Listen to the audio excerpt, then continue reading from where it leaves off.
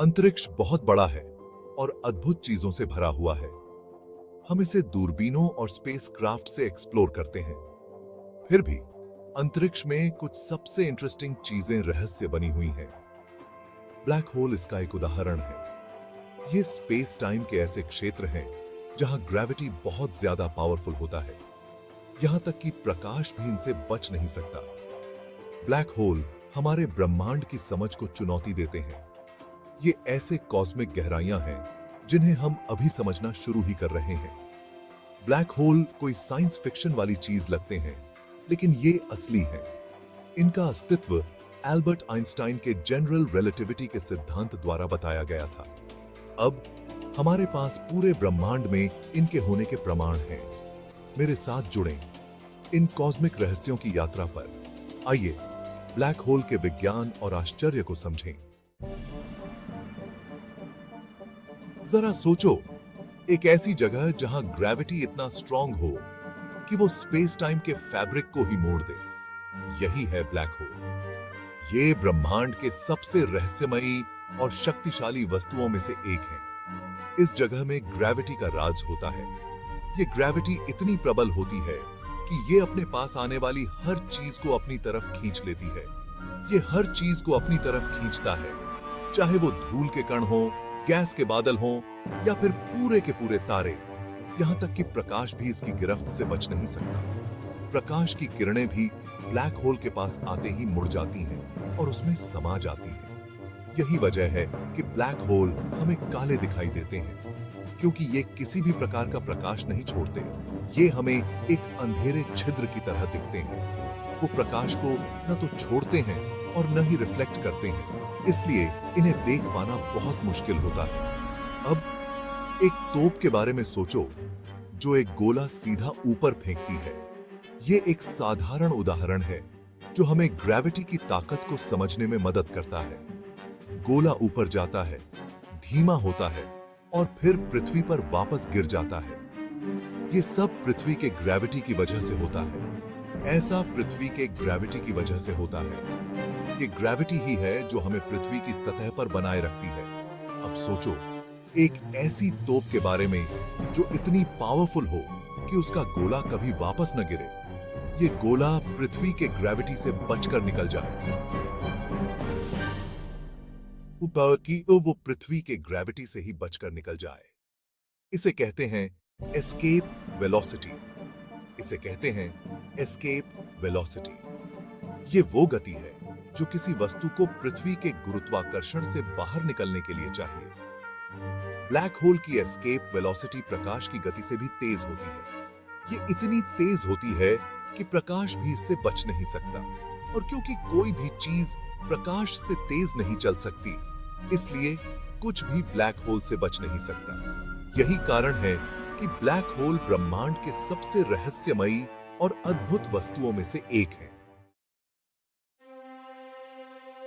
Black hole तब बनते हैं जब बहुत बड़े बड़े तारे मरते हैं। यह प्रक्रिया बहुत ही अद्भुत और रहस्यमयी होती है। तारे असल में बहुत बड़े परमाणु रिएक्टर होते हैं। ये अपने जीवन के दौरान लगातार ऊर्जा उत्पन्न करते रहते हैं। ये अपने केंद्र में हाइड्रोजन को हीलियम में बदलते हैं और इस प्रक्रिया में बहुत सारा एनर्जी रिलीज करते हैं। यह ऊर्जा तारे को चमकदार बनाती है। यह एनर्जी एक आउटवर्ड प्रेशर बनाती है जो ग्रेविटी के इनवर्ड पुल को बैलेंस करती है। इस संतुलन के कारण तारा अपने आकार में स्थिर रहता है।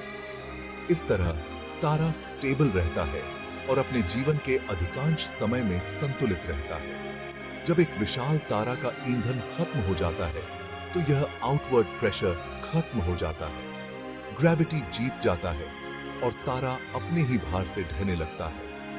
तारे का केंद्र अपने ही भार से ढह जाता है, जिससे एक बहुत ही शक्तिशाली घटना होती है।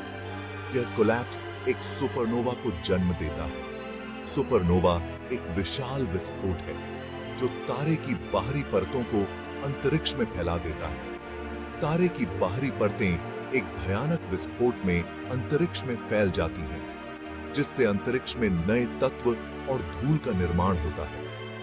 जो बचता है वो केंद्र और सिकुड़ता जाता है। यह केंद्र अत्यधिक घना और छोटा हो जाता है। अगर यह केंद्र काफी विशाल है तो यह एक बिंदु में सिमट जाता है जिसे सिंगुलैरिटी कहते हैं। सिंगुलैरिटी में गुरुत्वाकर्षण इतना अधिक होता है कि कुछ भी इससे बच नहीं सकता। यहीं से एक ब्लैक होल का जन्म होता है। यह ब्रह्मांड के सबसे रहस्यमयी और शक्तिशाली वस्तुओं में से एक है। ब्लैक होल के 3 मुख्य भाग होते हैं: सिंगुलैरिटी, इवेंट होराइजन और accretion disc. Singularity black hole का दिल होता है। यह अनंत घनत्व का एक बिंदु है जहां सारा पदार्थ केंद्रित होता है। हमारी वर्तमान भौतिकी की समझ सिंगुलैरिटी पर काम नहीं करती। इवेंट होराइजन ब्लैक होल के चारों ओर एक सीमा की तरह है। इस सीमा के पार ब्लैक होल के ग्रेविटी से कुछ भी नहीं बच सकता। जो भी चीज इवेंट होराइजन को पार करती है वो हमेशा के लिए फंस जाती है। एक्रीशन डिस्क गैस और धूल की एक घूमती हुई चक्रिका है जो ब्लैक होल की परिक्रमा करती है। जैसे जैसे पदार्थ ब्लैक होल की ओर गिरता है यह गर्म हो जाता है और प्रकाश उत्सर्जित करता है। इसी प्रकाश की वजह से हम ब्लैक होल को भले ही सीधे न देख पाएं लेकिन उसके होने का अंदाजा लगा पाते हैं। सेक्शन 5, ब्लैक होल के प्रकार। ब्लैक होल अलग अलग आकार के होते हैं। तारकीय द्रव्यमान वाले ब्लैक होल सबसे आम है। ये बड़े तारों के ढहने से बनते हैं। सुपरमैसिव ब्लैक होल हमारे सूर्य से लाखों या अरबों गुना बड़े होते हैं। ये आकाश गंगाओं के केंद्र में रहते हैं। वैज्ञानिकों का मानना है कि प्रारंभिक ब्लैक होल ब्रह्मांड की शुरुआत में बने थे। ये ब्लैक होल तारकीय द्रव्यमान वाले ब्लैक होल से बहुत छोटे होते हैं। इन्हें अभी तक सीधे नहीं देखा गया है। उनका अस्तित्व अभी भी थियोरेटिकल है। सेक्शन 6, अदृश्य को देखना।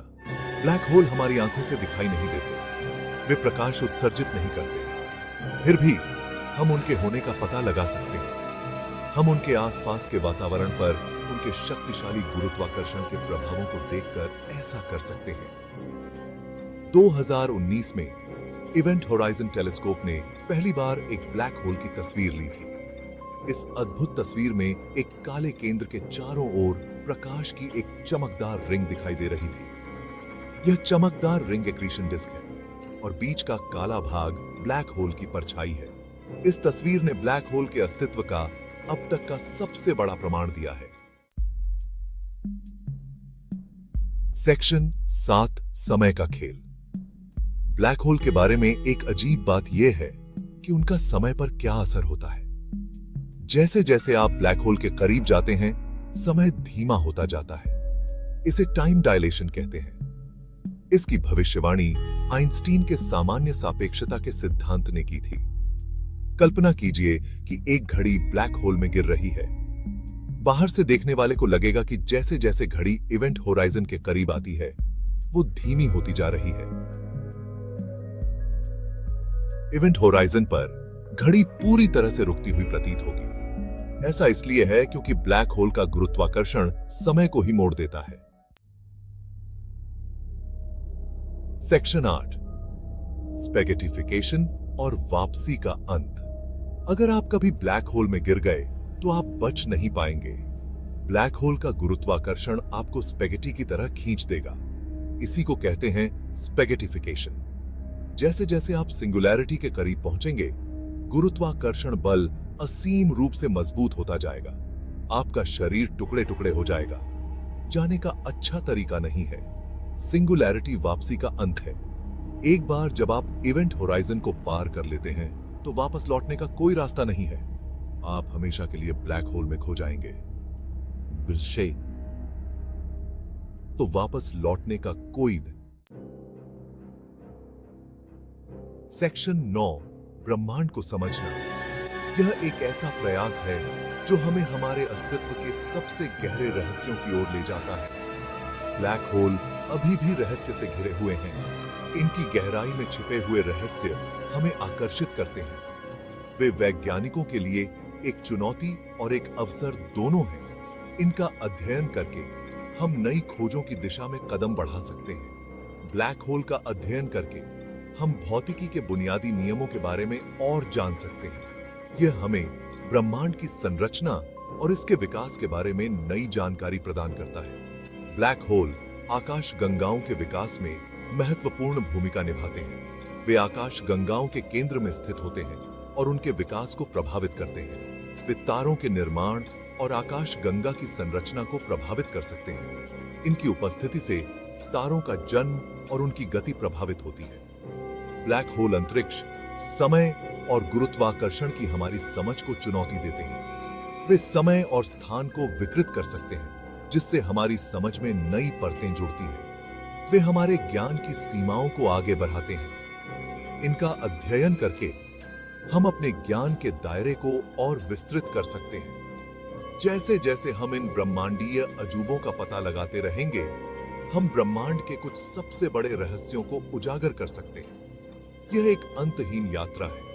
ब्लैक होल का अध्ययन अज्ञात की यात्रा है। यह हमें उन सीमाओं तक ले जाता है जिन्हें हमने पहले कभी नहीं छुआ।